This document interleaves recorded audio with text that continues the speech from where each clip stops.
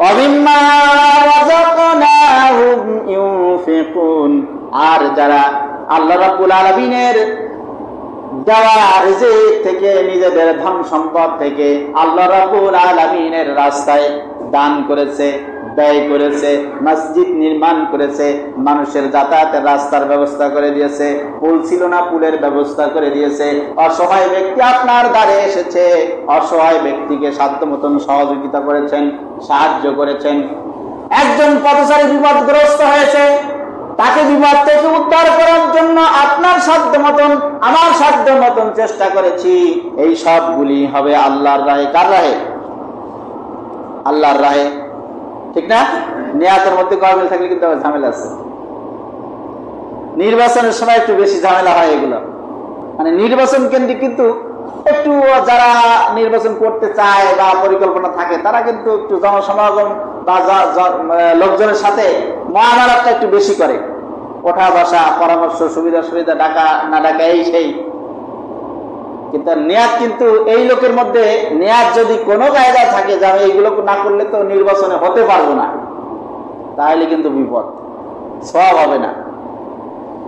আর নিয়াত যদি থাকে যে এগুলি আমি করতেছি, এদের উপকার হচ্ছে বা উপকার হবে, আর আল্লাহ রাব্বুল আলামিন আমার প্রতি খুশি হবেন, আর এই সুযোগে যদি তারা আমাকে সমাজের নেতৃত্ব দেয়, আমি সমাজকে সুন্দর করে সুশৃঙ্খল করে সাজাতে গোছাতে পারবো, এতটুকু নিয়াত যদি থাকে তাহলে সওয়াব আছে। আর তা না হলে যত যাই করেন, লক্ষ লক্ষ টাকা, কোটি কোটি টাকা আপনি খরচ করবেন, নিয়াত যদি মানুষের বাহবা পাওয়ার উদ্দেশ্য থাকে তাহলে এই পর্যন্ত শেষ। দুনিয়াটা মস্ত বড় খাও দাও ফুর্তি করো, এর মধ্যেই থাকবে। আমার বানানো কথা নয়, হাদিস থেকে বলছি। আল্লাহর নবীর সাহাবী এসে জিজ্ঞাসা করছে যে আল্লাহর নবীর সাহাবী, আপনার কাছে সবচেয়ে বেশি গুরুত্বপূর্ণ কোন হাদিসটা রাসূলের মনে হয়েছে? আবু হুরায়রার কাছে জিজ্ঞাসা করতেছে। কার কাছে? আবু হুরায়রা। আবু হুরায়রা বলতে গিয়ে এক নয়, দুই নয়, তিনবার বেহুশ হয়ে পড়ে গিয়েছেন যে আমার কাছে সবচেয়ে গুরুত্বপূর্ণ যে হাদিসটি আমার অন্তরে আঘাত করেছে, মাথায় পেইন সৃষ্টি করেছে, বেশি টেনশন, বেশি চিন্তিত করে দিয়েছে, ভয় সৃষ্টি করে দিয়েছে, সেই হাদিসটি শোনো।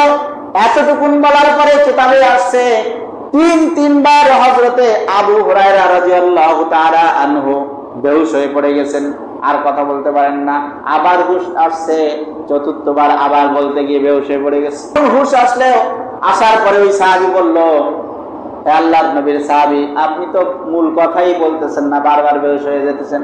তখন বলতেছে, আমি আল্লাহ রাব্বুল আলামিনের হাবিবের কাছে শুনেছি কিয়ামতের দিন তিনজন লোককে ডাকা হবে। কয়জন লোক? তিনজন লোক। একজন হলো ধনাঢ্য ব্যক্তি। একজন কি? ধনাঢ্য ব্যক্তি। এই ধনাঢ্য ব্যক্তিকে ডাকা হবে কিয়ামতের দিন, ডেকে বলা হবে, তোমাকে আমি ধন সম্পদ দিয়েছিলাম, তোমাকে আমি অর্থবিত্ত দিয়েছিলাম, দুনিয়ার জিন্দেগিতে অঢেল সম্পদের মালিক তুমি ছিলে, সম্পদগুলি কি করেছো? সে বলবে, আল্লাহ আমি তো অনেক দান করেছি, আমি তো মসজিদ, মাদ্রাসা, রাস্তাঘাট, পুল, কালভার্ট, মানুষের সহযোগিতা করেছি, সব করেছি। তো বলছে, তোমার নিয়াত কি ছিল? বললে, আল্লাহ তোমার রাজি খুশি। আল্লাহ কি মনের খবর জানে না? আর যারা এই যে আছে এখানে সংরক্ষিত করতেছেন আপনার আমার আমল, তা এরাও তো জানে নাকি? সব জানে, তারপর আল্লাহ একটু ওর কাছ থেকে একটু ফিডব্যাক নিচ্ছে। তো বলবে, না তুমি তো আমার রাজি খুশির জন্য করো নাই। ফেরেশতারাও সঙ্গে সঙ্গে বলবে, হ্যাঁ তুমি তো আল্লাহর রাজি খুশির জন্য করো নাই। আল্লাহ রাব্বুল আলামিন বলবেন, তুমি তো মানুষের বাহবা পাওয়ার জন্য, মানুষের সুনাম সুখ্যাতি মানুষের কাছ থেকে অর্জন করার জন্য এইগুলি করেছিলে। সুতরাং দুনিয়ায় বসে তোমাকে মানুষগুলি তোমাকে সম্মান দিয়েছে, বড় দানবীর বলেছে, বড় দাতা বলেছে, বড় সমাজসেবক বলেছে, যত কিছু দুনিয়ায় বসে তুমি আশা করেছিলে, সব দুনিয়ায় বসে পেয়ে গেছো, আমার কাছে এখন আর কিছু পাবে না। নাউজুবিল্লাহ বলে, লক্ষ লক্ষ টাকা খরচ করো, রেজাল্ট জিরো। এরপরে ডাকা হবে এমন এক ব্যক্তিকে, ডাকা হবে যেই ব্যক্তি ইবাদত বন্দেগী করেছে, ইবাদত বন্দেগী করেছে, মানে সারা জীবন অনেক ইবাদত বন্দেগী করেছে। আল্লাহ রাব্বুল আলামিন জিজ্ঞেস করবে, তোমার শরীর ছিল, স্বাস্থ্য ছিল, সুস্থ ছিল, আমার জন্য কি করেছো? সে বলবে, আল্লাহ আপনার জন্য আমি তো ইবাদত বন্দেগী করেছি, দাসত্ব করেছি, গোলামি করেছি। আল্লাহ বলবে, আমার জন্য করো নাই। ফেরেশতারাও বলবে, হ্যাঁ আল্লাহর জন্য তুমি কিছু করো নাই।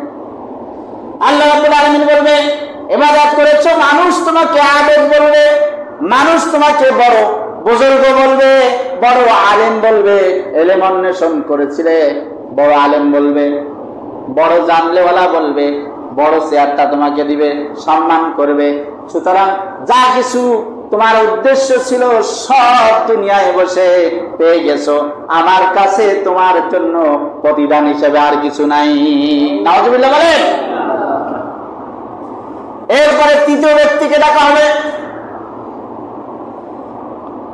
তৃতীয় ব্যক্তি হলো শহীদ, যারা আল্লাহ রাব্বুল আলামিনের রাস্তায়, আল্লাহ রাব্বুল আলামিনের দ্বীনের জন্য, আল্লাহ রাব্বুল আলামিনের পথে নিজেকে শহীদ করেছে, মৃত্যুবরণ হয়েছে।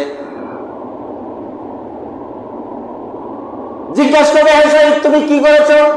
বললে, আল্লাহ রাব্বুল আলামিন দুনিয়ায় আমাকে যে সম্পদ দিয়েছিলে, বিশেষ করে আমাকে যে হায়াতে জিন্দেগি দিয়েছিলে, আমার জীবনটাই তোমার পথে উৎসর্গ করে দিয়েছি। আল্লাহ বলবে, কই আমার জন্য তো করো নাই।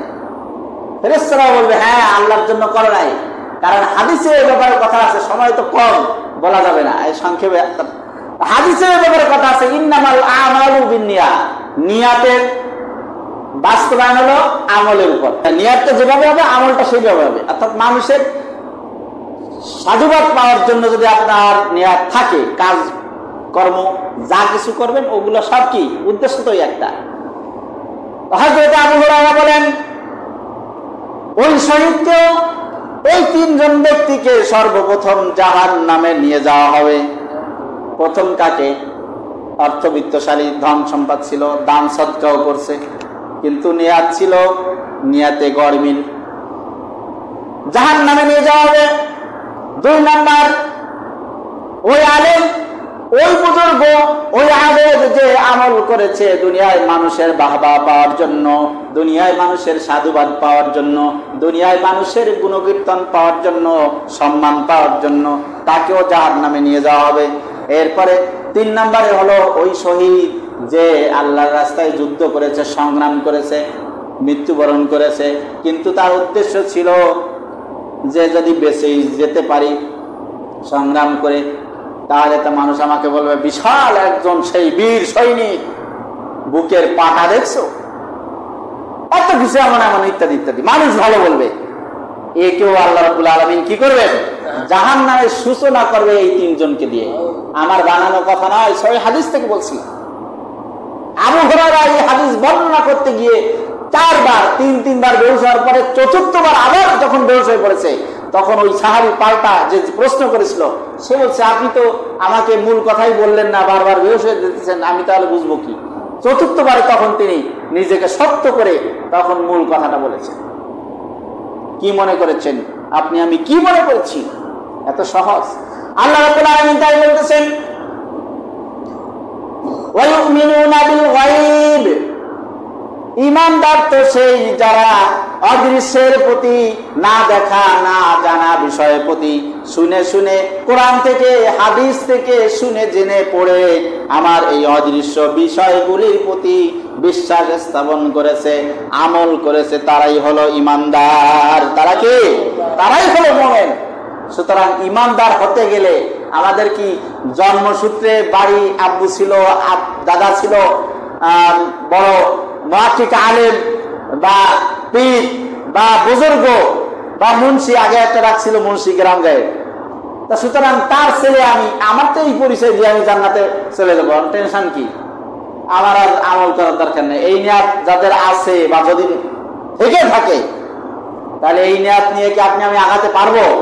আল্লাহ বলছেন আহাসিবান নাসু আইয়ুতরাকু আইয়াকুলু আমান্না ওয়া হুম লা ইফতানুন।